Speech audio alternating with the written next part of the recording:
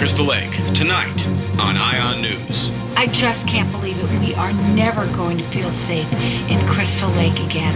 I think it's pretty easy. It was drugs, I tell you. It's a shame. Kids and drugs. I'd bet my last dollar on it. More bodies have been found literally strewn across the 5-square-mile campground, leaving officials and residents stunned in the wake of what will forever be known as the Crytstal Lake Massacre.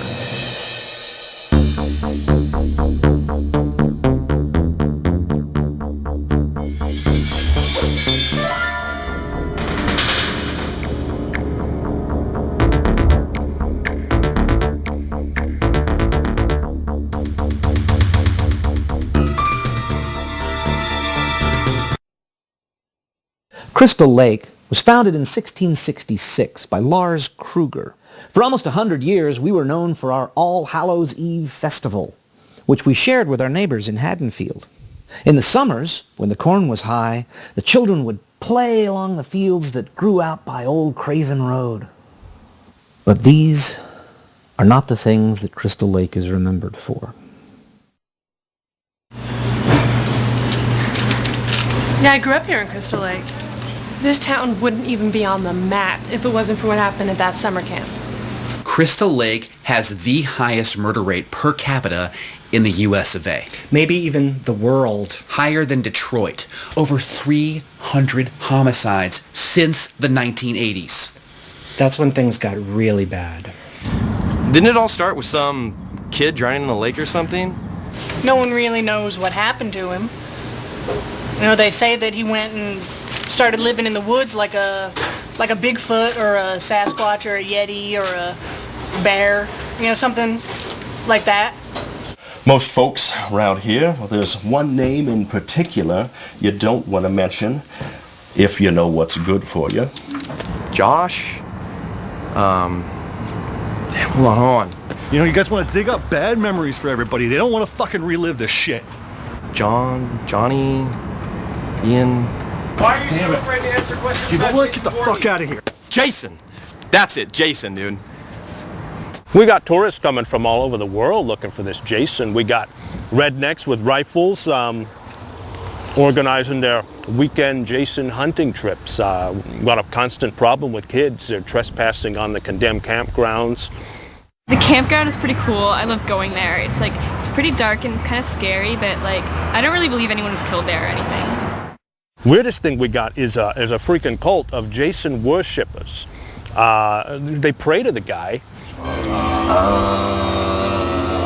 We are the Voorhees 5. We know the truth. We have the power to resurrect Jason Voorhees. This isn't the final chapter. This is a new beginning. Jason lives.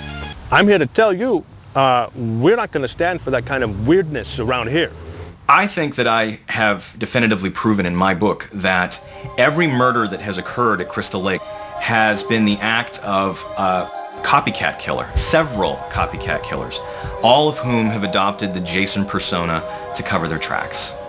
Now there are some so-called experts out there who shall remain nameless, Clifford Blair, and they would have you believe that the murders at Camp Blood after 79 were all committed by copycats. Copycats.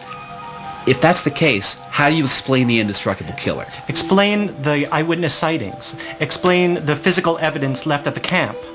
We have a website that I created on my spare time from the copymat, www.crystalllakecoverup.net. We had 50 visitors last month. We are getting our message out there. Ban that guy. You can't hide the truth. It's like the worm in the apple. It finds its way out. Yeah, you know, I've seen Jason, you know. I saw him out in the yard, and at first I saw this, he was really tall, you know, really tall, broad shoulders. I saw him from the back, and I got real excited because I thought it was my ex-boyfriend Rex who'd come to surprise me, let me know he got out of prison early, but he turned around and it was not, you know, it's too bad because he's a very tall man. Here's what we do know about Jason Voorhees. He was born on Friday, June 13th, 1947. On his birth certificate, his father's listed as Elias Voorhees, but we don't know much about him. It's possible that he left Pamela, Jason's mother, when he found out that their son was born with certain problems.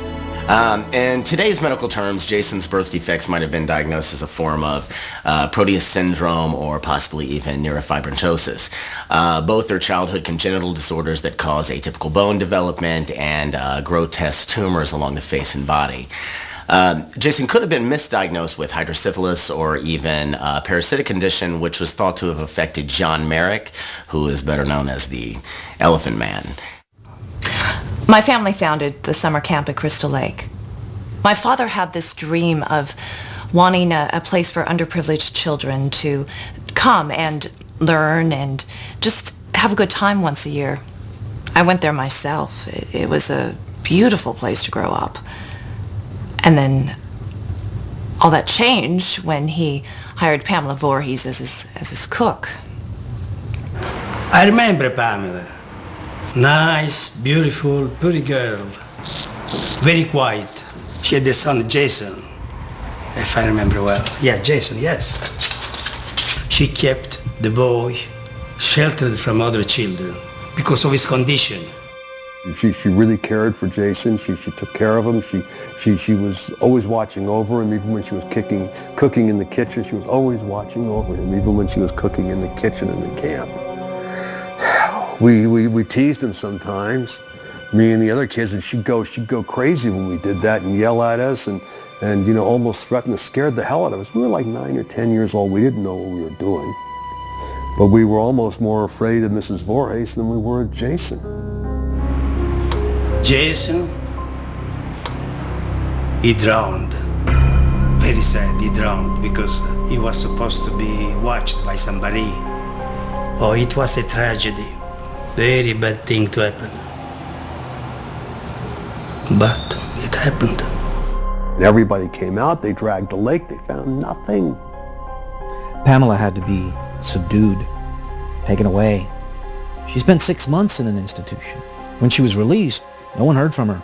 She moved on, moved away. Or so we thought. So in 79, this new camp's going to open, right? That's right. And Steve Christie comes in. He's inherited the place from his folks. He's going to set things up straight. It's been years since the camp's been open. He's going to get it back rolling. So he hires some counselors from upstate, including some girls. And guess what? Enter Pamela Voorhees. By this time, she has gone apeshit insane. Woman is a loony. One by one, she killed them. My brother. All those kids. But only one survived. One of the greatest stories I've ever heard in my life. Dude, 2 girls going at it, like the straight WWE knockout style. And this freaking ridiculously hot girl, Slicer, chops off this old woman's head, like out of nowhere. I mean, that is one thing I wish I could have been there to see. But you know, maybe Mrs. Voorhees had a point, because I love my kids. My kids are the whole world to me. And if anybody did anything to my 7 kids, maybe I'd go whack the motherfucker. Pamela Voorhees was insane, plain and simple. None of the counselors had anything to do with her son's drowning. They didn't deserve this. They didn't deserve to die that way. None of them did. Because of the almost Oedipal nature of the relationship between this mother and her only child, Jason's death forced Mrs. Voorhees to have an almost complete break from reality. She felt that she needed to, in a sense, give him life again, as only a mother could.